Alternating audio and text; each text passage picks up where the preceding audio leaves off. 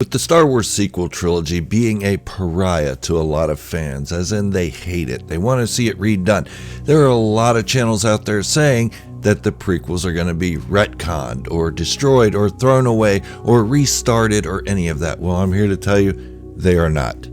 And there's reason I'm saying that. So this is going to be my unbiased view on it and how I see things playing out. The Obi-Wan Kenobi series is a huge hint that they're only going to strengthen the sequel trilogy. Look, everybody, they've spent millions and millions of dollars to make the sequel trilogy.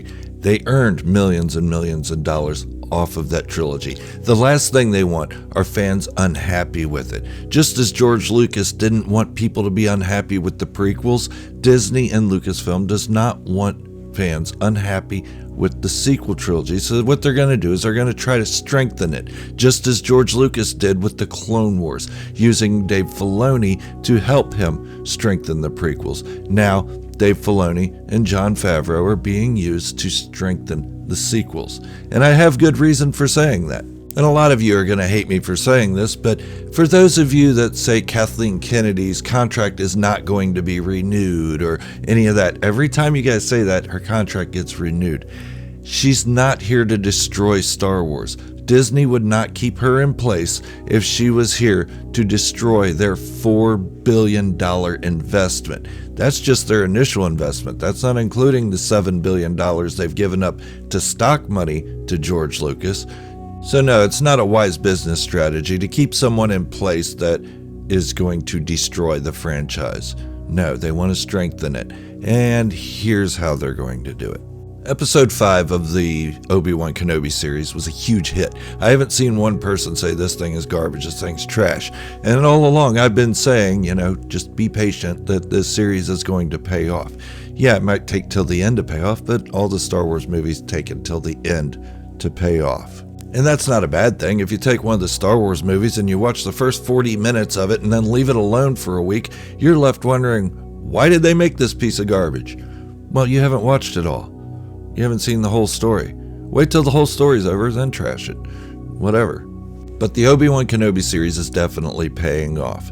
And everybody's agreeing to that. Well, maybe not everybody, but most people are agreeing to that. Watch any of the YouTube channels about Star Wars.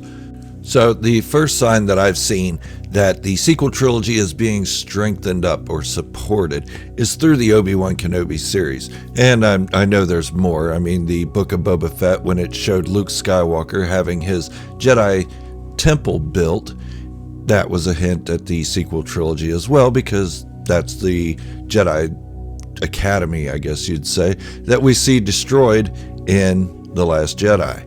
But that was just a thing that could have been propelled as Luke Skywalker's future from Return of the Jedi on, his building of that academy. It doesn't necessarily tie into The Last Jedi or The Force Awakens or The Rise of Skywalker per se. They could still retcon those stories and keep that temple.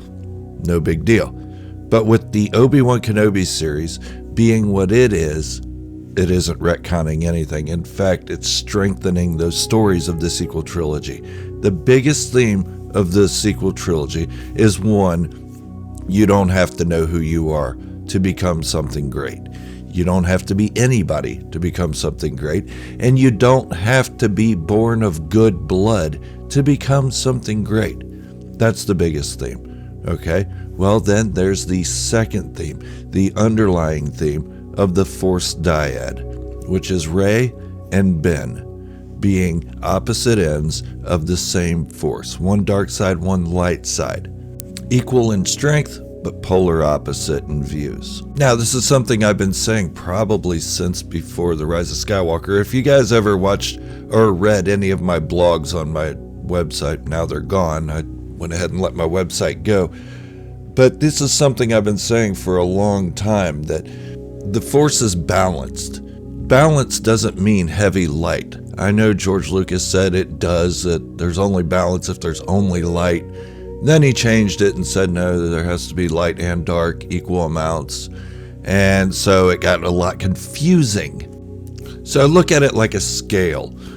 a scale, you have to have old-timey scales, not these new digital ones, but on a scale, like the scale of justice, let's say, you have one thing on one side of it weighing it down, but you have to have a counterbalance on the exact opposite side to weigh it out, to balance it out, to see what that measurement is. So how do we measure the balance of the force, the light and the dark?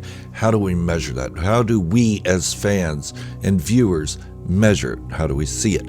Well, let's look at it like this. How many users of the force, strong users of the force, are there during the Imperial era? Now, I know there are lesser straggler Jedi, and there are also Inquisitors. Those are starting to balance each other out. Then you have Obi-Wan Kenobi and Darth Vader, equal strengths. It shows that during their sparring matches, their fights and everything, they are equally matched. Once Obi-Wan Kenobi gets back up in tune with the Force the way he used to be, he and Darth Vader are going to be equally matched. And it's going to show that. But we know that's going to happen because Obi-Wan Kenobi gives himself in to Darth Vader in A New Hope. Not during the Kenobi series. We're going to see a balanced force between those two. Now, who else do we have left in the force during this time?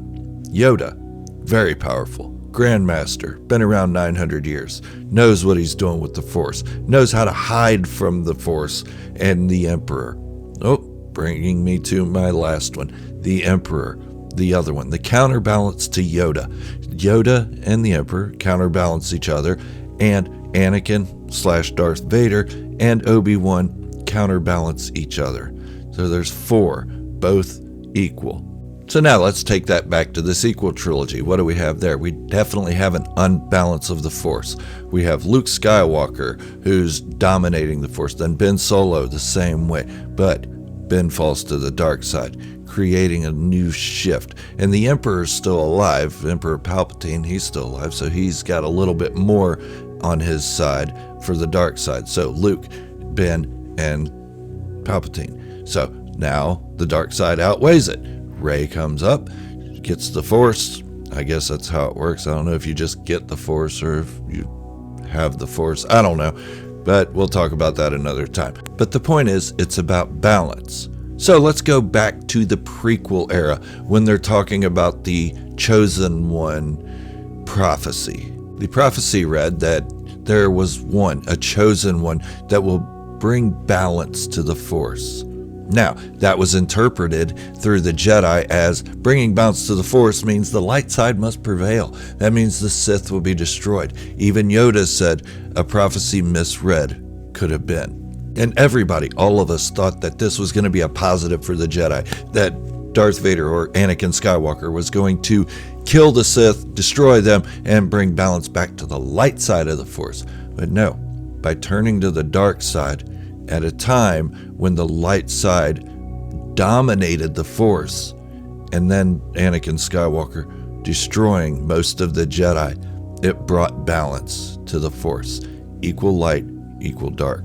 And this isn't a sequel trilogy mindset. This is a Star Wars mindset all along. Even during the prequels, they kept calling it balance in the Force. Balance in the Force. Well, if they meant that the light side should prevail, then they'd say a shift to the light side, peace, prosperity, that sort of thing. But no, they kept saying balance to the Force. So Anakin Skywalker definitely fulfilled the prophecy by bringing balance to the Force. He did it way before Return of the Jedi. Destroying the Emperor had nothing to do with bringing balance to the Force. In fact, it might have toppled it a little bit.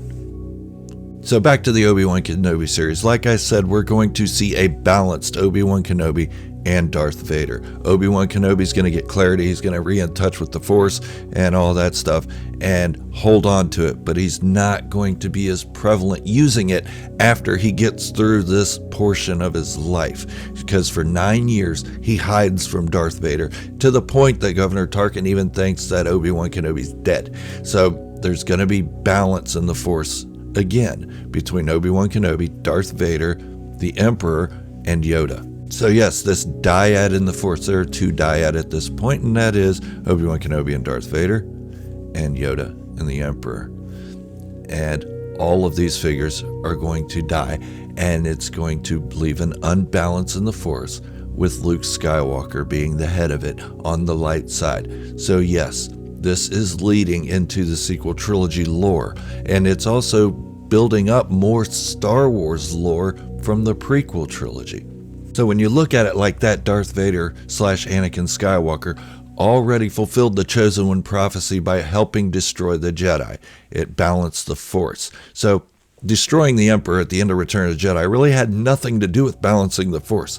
It was all about saving his son. At the time when Return of the Jedi was created, there was no prequel trilogy, there was no Chosen One prophecy, none of that. It was just about him saving his son, and nobody can take that away from him. That's exactly what he did. That's exactly what was on his mind when he was throwing the Emperor down that pit. He wasn't like, all right, time to balance the Force. No, he was like, you're trying to kill my son. That's all I got left of Padme. Bye-bye, dude. Tossed him down. Yeet. But I'd love to hear what you think in the comments below. Please leave a comment what you think of this Force dyad between Obi-Wan Kenobi, Darth Vader, Yoda, and the Emperor, and then later on Ben Solo and Rey Skywalker, if you want to call her that. You can just call her Rey if you wish. You don't have to give her the Skywalker moniker if you don't want to. That's up to you. But this is Gerald from Star Wars Fanatics signing off, wishing you all great health, happiness, and peace. Thank you all for watching, and remember, this is the way, the only way.